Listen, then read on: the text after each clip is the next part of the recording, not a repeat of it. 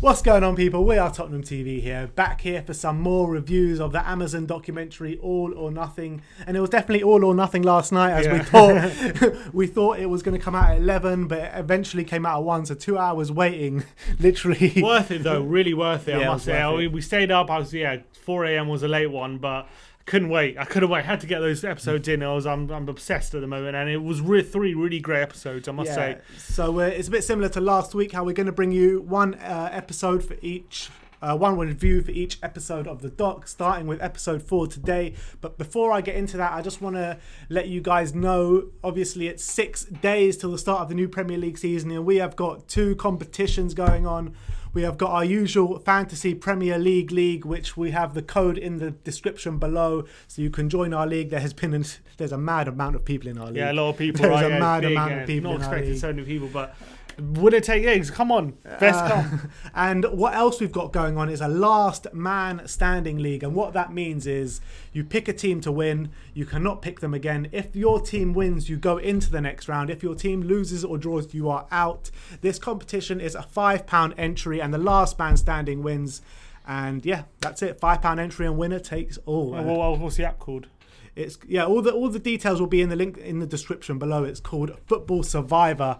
So all you have to do is download the app and enter our lead code in, and then you're good to go, basically. Yeah, you take us all on. See if you can be the last man standing, win all the money. Exactly. So let's get into it. Episode 4. I thought all 3 of these episodes were absolutely sensational. If last week wasn't good, this week was definitely amazing. You got so much information in these 3 episodes. If you thought the talks in between Mourinho and the players last week was interesting, it takes it to a whole nother level in these 3 episodes. There's so much to talk to, and so much to get your teeth stuck into as well. Really looking forward to talking about this stuff. Let's start off with episode 4, like I said. It started off, Tanganga played a not pivotal role, but a prominent role in this episode.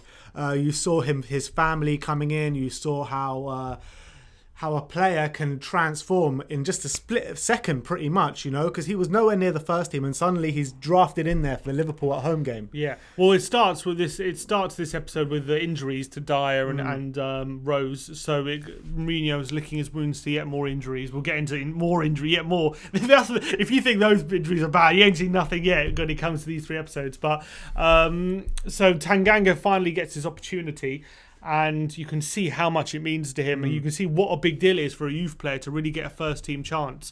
Compared to other players, when they get a chance, he knows how much it means to play a good game in these circumstances. You can see that he has to play well, otherwise this chance might not come around again. You kind of feel that, and you saw it in what his dad said to him as well. When he goes, his dad told him that night before the game, he called him up and he said, "Look, this is your chance. You need to grab your chance." And he 100% did that. I think he was man of the match against Liverpool, or definitely one of the best players. One of the best players. And then he was mentioning how he burst into tears in his hotel room the night before the game or the morning of the game, and he just had to brush himself off and get himself ready. And boy, did he do that. But you can see how much pressure he's under as well. As a young man, I know he's not that young, he's 20, but this is his big opportunity to stake a claim for the first team for the first time ever since after being at Spurs for so long.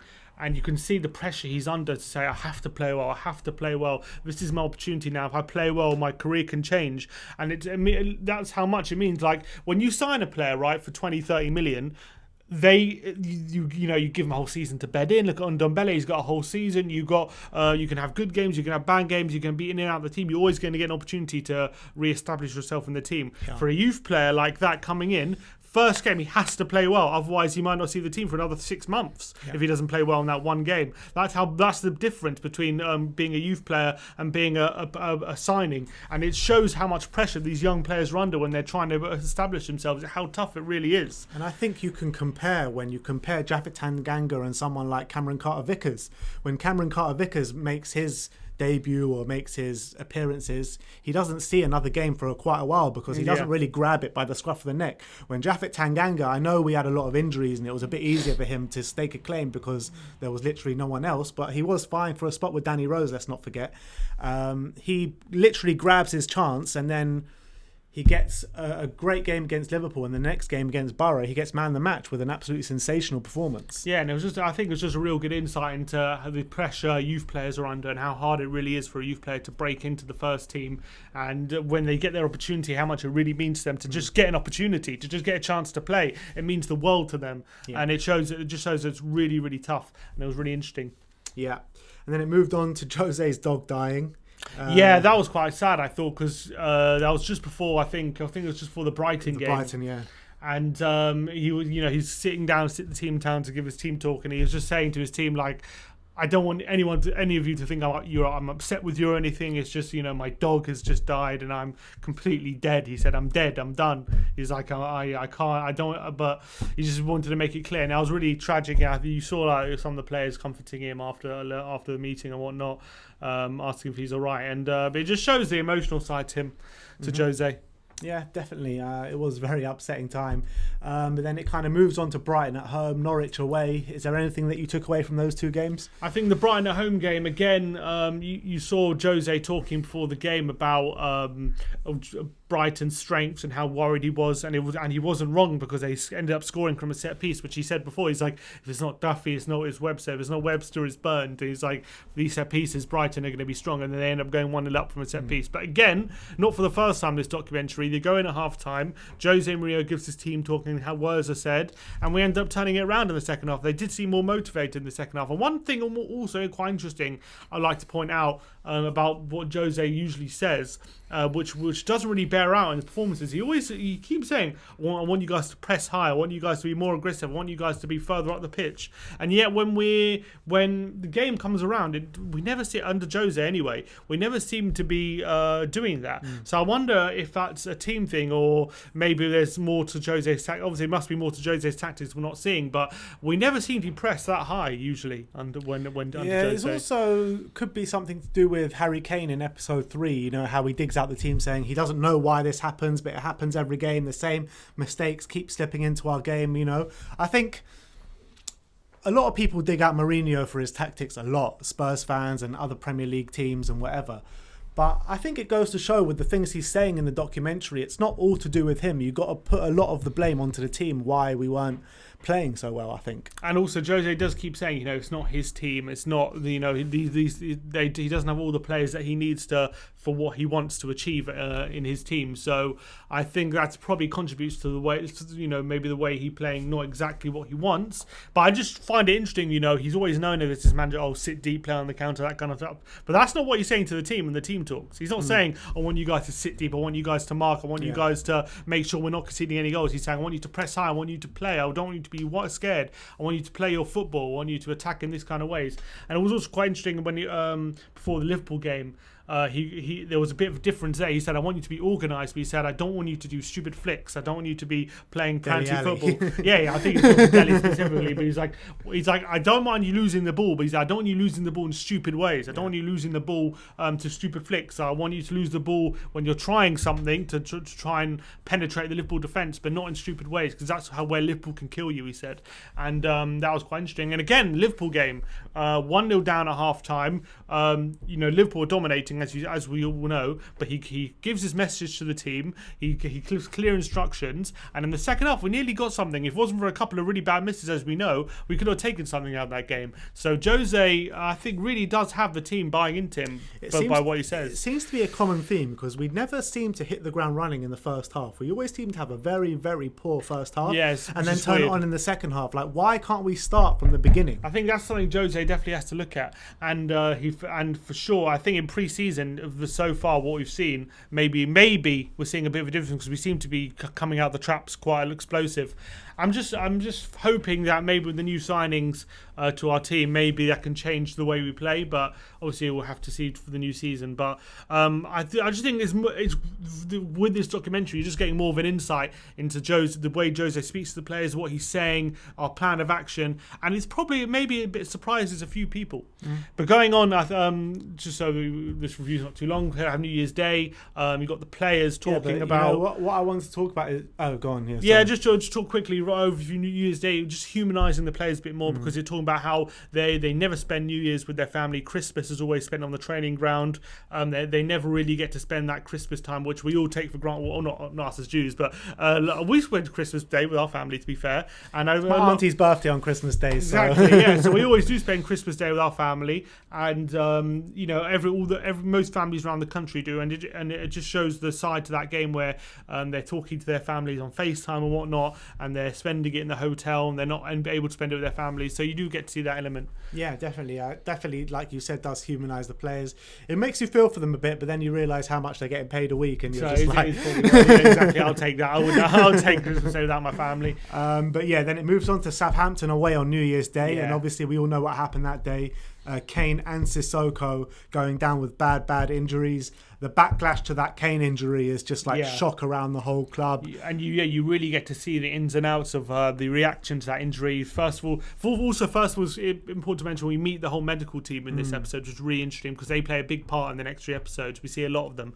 And we first see the news where so Kane obviously pulls up with injury. It looks quite bad, him going off the pitch. Everyone looks a bit dramatic worried. when they say the injury. And then the next day, everyone comes in. The physio's talking to Dele Alli. Is like, Dele's like, if it's this, it might not be that bad either. And it's just quite interesting. Like everyone, the whole club is talking about it. The players talking about it. The management talking about it. Hoping the staff talking about it. The medical team are like, we need to feel the pressure, like the coaching staff feel the pressure. We feel that same pressure to get these players back as fit as possible. And they're always talking about how the coaching and management team are always on them all the time. We need this player back for this game. We need this player back for this game. Yeah, the reality isn't always like that.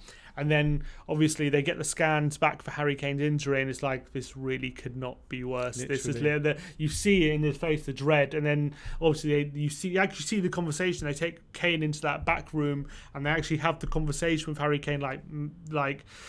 Mate, this is a bad one, and you can kind of in his voice is like, how bad is it? Like, am I going to be back for this game? And he's like, and then what's really interesting is you have that conversation, that interview with Harry Kane with Amazon after. He's like, it's a bad injury, and I'm 27 now, and he's saying, this is the 3rd time I've had an injury which has taken a chunk of my season, if I have another 3-4 injuries, all of a sudden I'm 32, 33, and I don't have long left, and these injuries can really take his toll. And he's 27, and that kind of got me thinking. Like, it was worrying, that kind of chat, to be honest, because we all knew that logically, when you're Harry Kane and you're that good, and you're getting to that kind of age, you do start to think these things. Anyone, it's natural too. And obviously he's never really spoken publicly about that kind of stuff, but it's only logical you would think these things when you're that kind of age. And it's really interesting to see that is coming into his thought process.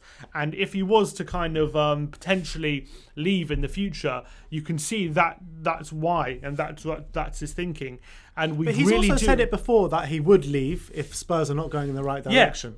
Yeah, but I'm just saying he's really thinking about, these injuries are starting to have a play on his mind in terms of how many injuries do I have left in me, in terms of can I really afford to keep getting injured like this, and how much of my career is it going to take up.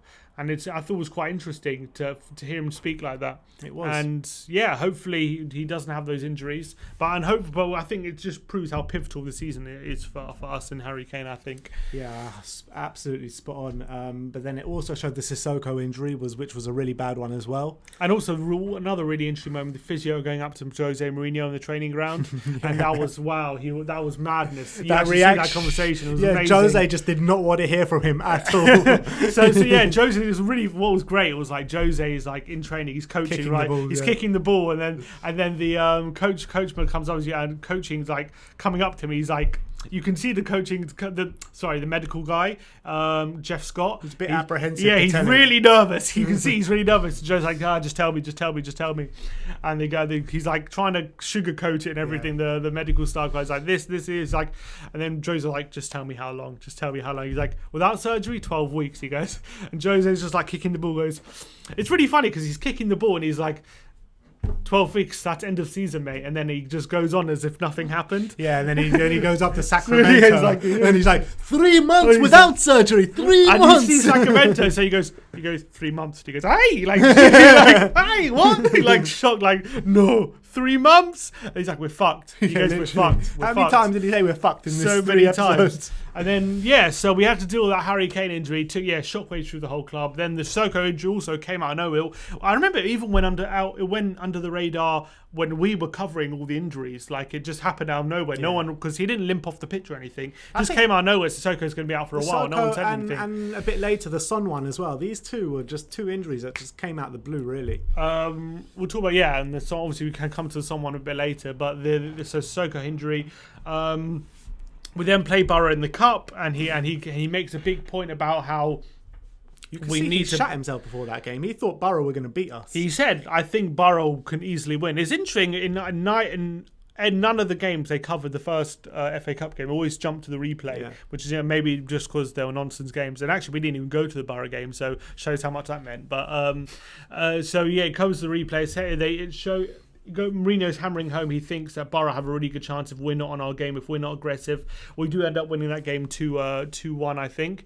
And Tanganga gets him out of the match, and obviously he's delighted about that. Yeah, Lo Celso opens the scoring, then Lamela puts us 2-0 up, and then it goes to 2-1. Yeah, and it's interesting, we haven't seen much of Lo Celso either. We haven't seen him talk about much of Lo Celso just yet. And I think it's just after that Borough game he starts breaking into the team. Yeah. So, but he doesn't really talk about him much. And then it ends the episode where Eriksen, he's had a chat with Eriksen. Eriksen says, he's actually, we don't see the chat with Eriksen. We see him talking, we don't hear what they say. It's just like, what's next kind of thing. No, they have it just at the end of the episode, just before the what's next. And then Mourinho goes up to Sacramento and he goes, I just had a chat with Eriksen, and he tells me, I know my contract's up in the summer, and I've got nothing more to give. I want to leave right now. That's what he's feeling, and then that's how it ends the episode. So, a really good episode, really interesting stuff.